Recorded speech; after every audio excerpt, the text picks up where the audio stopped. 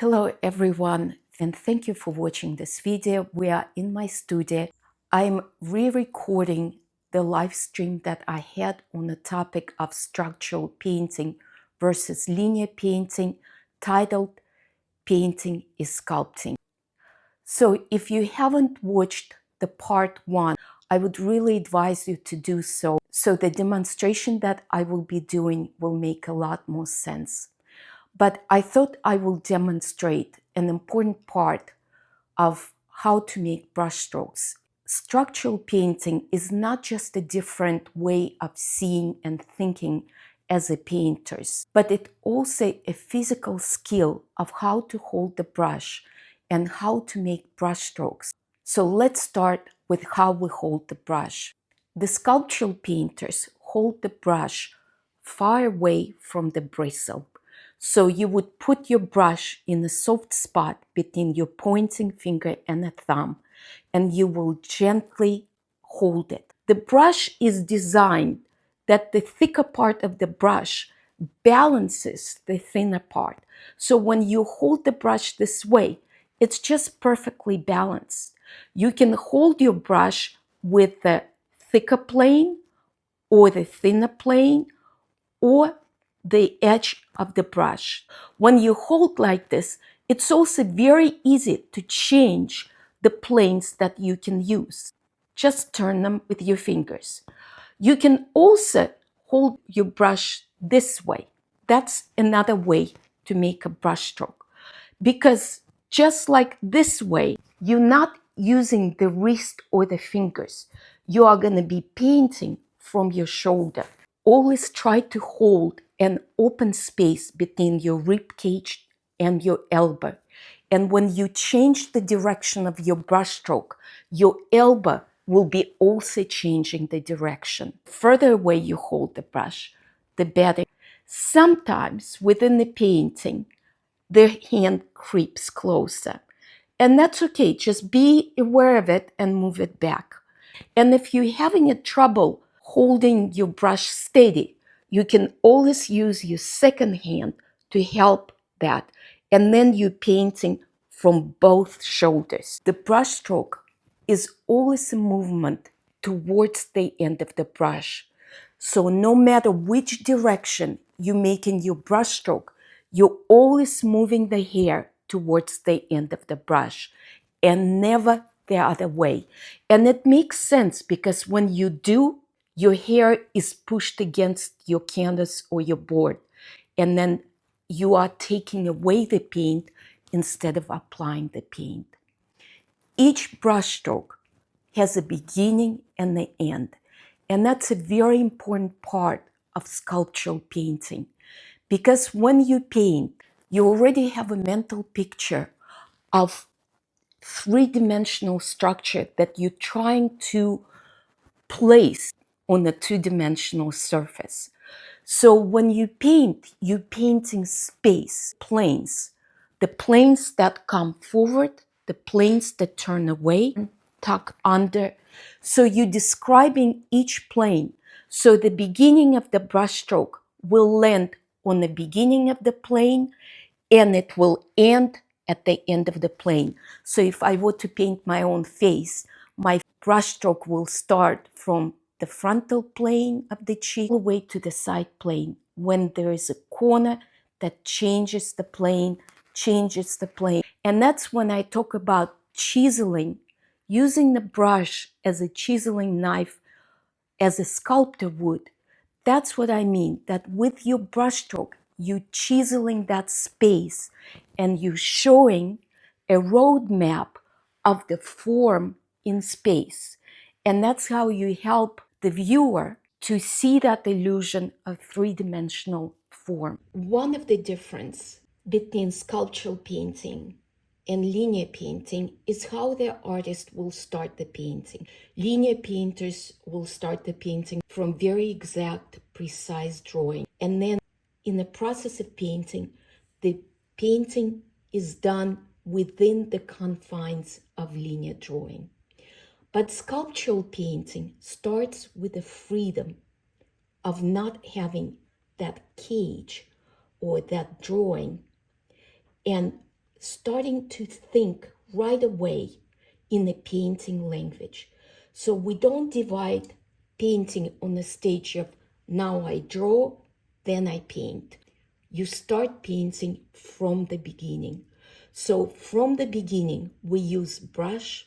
From the beginning, we use our values, colors, edges, and all the tools that we have. So my painting will begin with making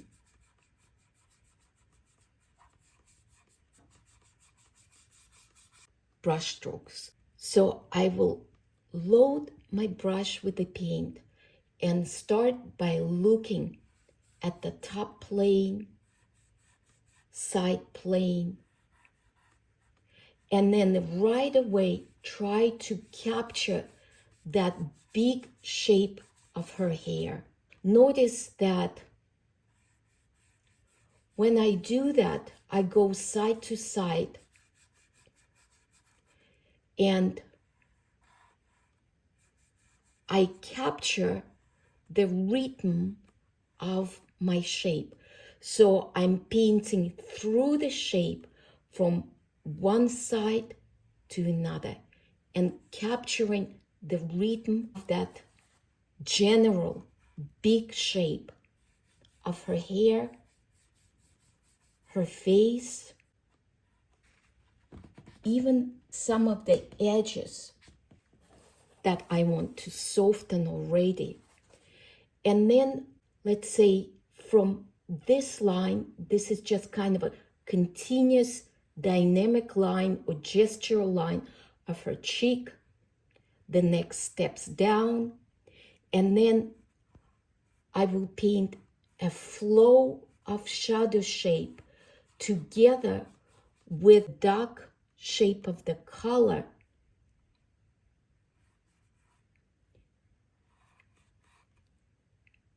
And even though you will say, yeah, but you're making the lines, you're making those straight angle lines. Yes, I do, but they're not drawn. This is oil sketch. And right away, what I'm trying to do is see it as a sculpting. See it as big shapes. So, for example, my neck is in shadow. My chin is in shadow. The side plane of her face is in shadow. So all of that is connecting in value to her hair and her clothes. Yes, one will be darker and cooler, another will be warmer and a little bit lighter. But I can make that difference as I paint. Right now, what I'm doing is creating a big block of clay from which I'll be sculpting more detail, more precise forms and shapes. But right now, if I can see that as one block, soft edge, corner, corner, soft edge. It's just making mental notes.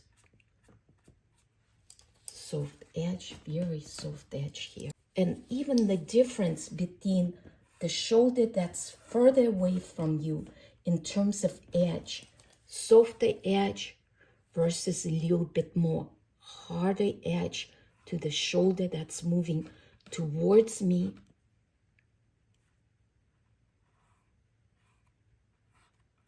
My next thing would be is to just trying to determine where her features are, but I will not look at them as the individual features, but rather as a placement of features to come.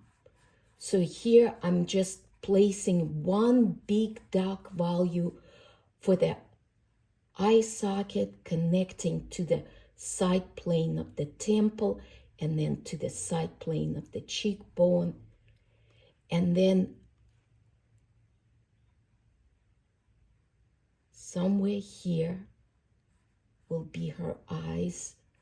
But right now it's a whole shape from eyebrow to the side of the nose, coming back to the side of the nose, coming in to the flatness, to the space of the eye socket here, and the same thing here. And I could put this whole thing in and then define the light. And then the nose, instead of drawing the nose like this, I will not have that because I don't even see that line on the painting. So why would I draw it? But what I see is from the corner of her nose, it gets me to the corner of the bottom of the nose, then the side plane, and then I just use my alignment, find the end of the nose, and just again, making it very simple shape. Yes, that shape could be a little too big, maybe a little differently angled here, but that's okay. If I don't get that from the beginning, I hope to get that as the painting develops and I see more and more. It's very hard to find things all at once, to see things correctly at once. It really takes such a long practice. Painting is a corrective process. So if you start with the freedom and not put so much pressure on yourself to being correct, then you will, with time, as you're making one brush stroke after another, you will start seeing things that can be improved and changed. And so the painting becomes more organic in the way it develops. I always think of the painting as if you were looking through a binoculars, very far away, and you can just see barely outlines of the form, the light and shadow shapes, but nothing very specific.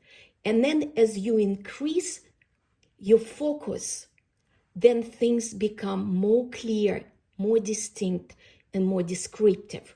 So this is what we're trying to do right now. Have almost like a blurry vision, unfocused vision, and then we'll find our way. So with the lips, you can put them in or not, but know that because we don't really have an exact placement and size relationship of our main features, eyes and the nose, the mouth is not very important. If we make a very certain marks for our lips, then we'll be less likely to change it. So what I'd like to do is just kind of say, okay, the corners of the mouth may be here, the middle is here, the shadow shape underneath is here, but I'm not going to paint the M shape and all the details. I will find them later. And as you hear me say that again and again, I will find them later. I will define that later. And I think that's the biggest difference between you and the linear painters, that they start from the certainty, from exactness, and then they move into more and more and more exactness, which is really much harder to do because the range of that accuracy to exactness is narrow. But if you start freer, you can choose which point you can stop. You can be more impressionistic, more suggestive, or you can go all the way to very tight, precise, descriptive portraits. The first questions you have is the placement and the size. how big to make the face relative to the canvas, how much empty space versus busy space, and where to place it. Do you place it high, low? Where does the eye contact of the viewer with your model will be? So those are the two compositional questions that you want to ask. One thing I will emphasize for you, the reason why I use the straight lines and didn't use the curves, because the straight line indicates the planes. This plane and this plane is a side plane of the head. The corners become important marks for changing the plane. So now it's top plane of the head that's tilted towards you, and it has another corner. So this rhythmically repeats this side. And when I make my brush strokes, it will belong from one side to another. And the same thing, it echoes to the forehead. So frontal plane here will have a frontal plane here. And then the side plane of the temples will be correlated with the side planes of the head. So the corners become important strategical points of change of planes. So if you start with the curve, curve doesn't describe anything. There is no planes in the curves, but every curve can be imagined as a planes. And that's what I want you to do. I want you to think of anything that looks curving or curvilinear in terms of straights and corners, because that's the language of sculptural painters. Your brush, in a way, becomes a sculpting knife where you chisel away the extra clay. You first think big planes, and then within big planes, you can start seeing smaller planes. And that's how the precision and more detail will start to develop. And one more, I will give you this quotation from Michelangelo. It's not an exact quotation, but when Michelangelo was asked by his students, explain us how to sculpt the horse, Michelangelo said, well, you take a piece of marble and you find the horse inside it. And so this is kind of what we're trying to do. We're trying to take a piece of space and then pull that portrait out of that space. And for that, you need to start thinking spatial. And that's what the planes are. It's not between line to line. When you paint, you're painting space that's in front, space that's receding, space that's turning, tucking under. In your brushstroke and in your thinking, you're already having a three-dimensional image. Even though you're looking at the photograph, it doesn't matter. You make that image three-dimensional, and each brushstroke describes your way of your thought, the way you sculpt your form as a three-dimensional sculptor. The next thing is we're going to convert this darkness, which is my transparent red oxide and phthalo blue, or you can do raw umber. We're going to give it a little bit more warmth by adding red and a little bit more luminosity by adding yellow. Notice those are cadmium colors. They're very powerful in their tinting strength. That means that they change the color very fast. So what I do is I take a little bit of them and then I put it to the side and then I draw them in. And then I'm going to just load up my brush and I'm going to see if this is a good color and value. And by color, what I mean is it's rich, it's warm, and it's dark enough. The shadow shapes are warm? And this is a big, big question that has not much to do with our demonstration today. But again, I have videos that dedicated to the shadows, the reflective light, the temperature, the value with demonstration. So if you not agreeing with me that the shadows should be warm, please watch and see if I can convince you I'm making my shadows all the same, even though in my reference or when you paint from the model, you see them different. You may see one shadow lighter, one shadow darker, and so forth. But what you really see is not the shadow, but the secondary light source that comes into the darkness and changes the value of the shadow. So initially, all the shadows are absence of light. That's what they are. And if the light is absent, it cannot be more absent or less. Yeah, you're either in the room or you're out of the room. So the shadows are dark and they are warm because they need to be transparent. But when the light comes from secondary sources, whether it's a wall or a second light source, then it can light up the shadow and it can also cool it off.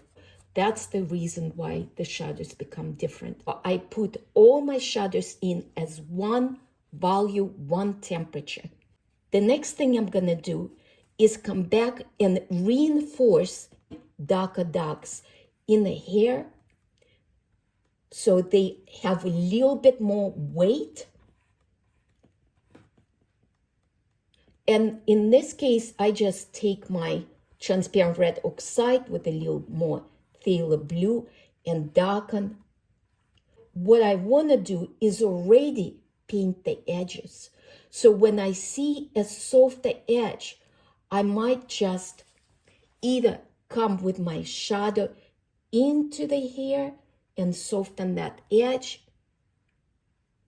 darken her clothing. And notice I'm using a very cheap $1 brush from Home Depot, and I'll tell you why.